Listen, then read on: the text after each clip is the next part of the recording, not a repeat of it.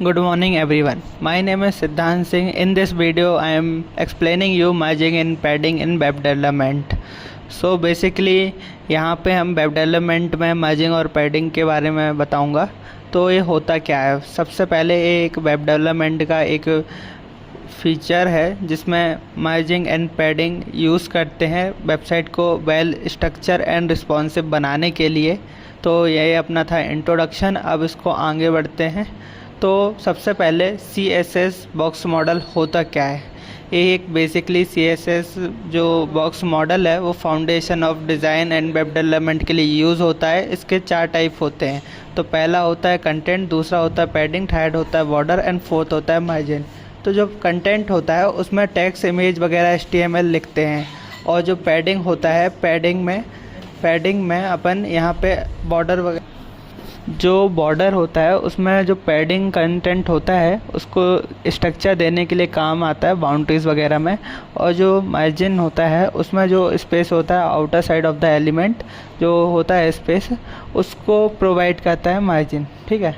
अब ये मार्जिन होता क्या है, तो बेसिकली यहाँ पे जो ये मार्जिन है एक मेंटेनिंग प्रॉपर, मतलब ये जो प्रॉपर स्पेस को मेंटेन करता है वेब व्यू में, जिससे वेबसाइट रिस्पॉन्सिव बने। और ये भी बहुत बेकार के होते हैं मार्जिन, जैसे कि पहला है ऑटो मार्जिन, सेकंड है मार्जिन कोलैब एंड थर्ड है नेगेटिव मार्जिन।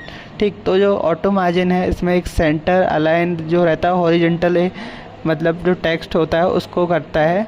और जो मार्जिन कोलैब है इसमें एक मतलब जो सिंगल मार्जिन होता है उसमें स्पेसिंग करता है। एंड जो थर्ड है नेगेटिव मार्जिन, वो अलाउ करता है ऑटो लैब को, मतलब ऑटो लैब वगैरह जो होता है कोई भी टेक्स्ट उसमें इफ़ेक्ट वगैरह डालने के लिए काम आता है।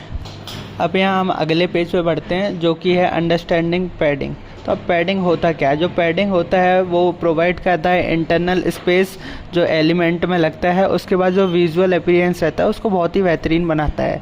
तो अब ये भी डिफरेंट टाइप के होते हैं। तो इसमें मैंने 2 लिए हैं यहाँ पे। पहला है यूनिफॉर्म पैडिंग एंड सेकेंड है इंडिविजुअल पैडिंग। तो यूनिफॉर्म पैडिंग में होता क्या है कि जो पैडिंग होती है वो सेम वैल्यू, मतलब एक जैसा होता है सारे एलिमेंट के लिए। और जो इंडिविजुअल पैडिंग होती है वो कस्टमाइजेशन होता है, मतलब जैसे आपको लाइन को करना चाहे वैसे आप कर सकते हैं पर्टिकुलर किसी भी एरिया को।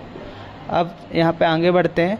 तो इसकी बेस्ट प्रैक्टिस करने के लिए आप क्या यूज़ करें, मतलब आप कैसे अच्छे इसकी प्रैक्टिस कर सकते हैं कि आप एक ही बार में मतलब बहुत अच्छे तरीके से यूज़ करें मार्जिन एंड पैडिंग का। तो सबसे पहला है कि कंसिस्टेंसी आपको, मतलब जो इसकी वैल्यू वगैरह है वो, मतलब जो इसकी वैल्यू पैडिंग और मार्जिन की, तो उसमें आपको थोड़ा प्रैक्टिस करना पड़ेगा जो उसकी लेआउट वगैरह है, मतलब एक आइडिया लग सके। एंड सेकंड है वाइट स्पेस, जो मार्जिन एंड पैडिंग है उसको रीएबिलिटी बताता है, जैसे फ्लो ऑफ कंटेंट, मतलब जैसे कि जो कंटेंट है उसमें पता पड़ सकता है कि आजू बाजू से कितना स्पेस बचा है, उस हिसाब से आपको उसको बनाना है। एंड थर्ड है इसमें रिस्पॉन्सिव, यानी रिस्पॉन्सिव कैसा, अगर आप मोबाइल में खो रहे हैं तो मोबाइल के हिसाब से, और अगर कंप्यूटर में खो रहे हैं तो कंप्यूटर के हिसाब से वो ऑटोमेटिक कस्टमाइज़ हो जाए, मतलब अगर छोटी स्क्रीन में तो छोटी हो जाए, बड़ी स्क्रीन में तो बड़े हो जाए, वैसे कस्टमाइज़ हो जाए। तो ऐसे आप कर सकते हैं। उसके बाद कुछ यहाँ पे कॉमन मिस्टेक होती है, उनको अवॉइड करना है, जैसे कि ओवरलैपिंग एलिमेंट। तो कई बार क्या होता है, जो एलिमेंट होते हैं वो ओवरलैप हो जाते हैं, मतलब एक के ऊपर एक आ जाते हैं, जिसकी वजह से अब सेकंड पॉइंट है एक्सेसिव मार्जिन।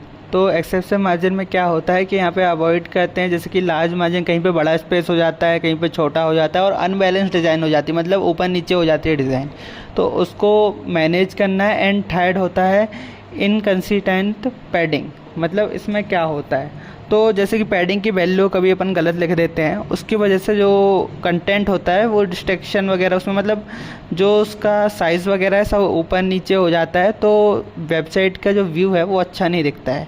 तो इसीलिए मार्जिन और पैडिंग बहुत इंपॉर्टेंट रोल प्ले करता है CSS में और वेब डेवलपमेंट में। ठीक है। अब इसके कंक्लूज़न पे आ जाते हैं। तो कंक्लूज़न इसका ऐसा है कि जब भी कोई भी पेज बनाए तो वो वेल स्ट्रक्चर होना चाहिए वेबसाइट, इसमें अंडरस्टैंड कर सके अपन के मार्जिन एंड पैडिंग उसी हिसाब से रहे। तो इसमें अपन ने CSS मॉडल है जो, उसको अपन ने देखा है, टाइप ऑफ मार्जिन देखा, पैडिंग देखा, और इसकी प्रैक्टिस और कॉमन मिस्टेक की बात करी है। ठीक है, थैंक यू।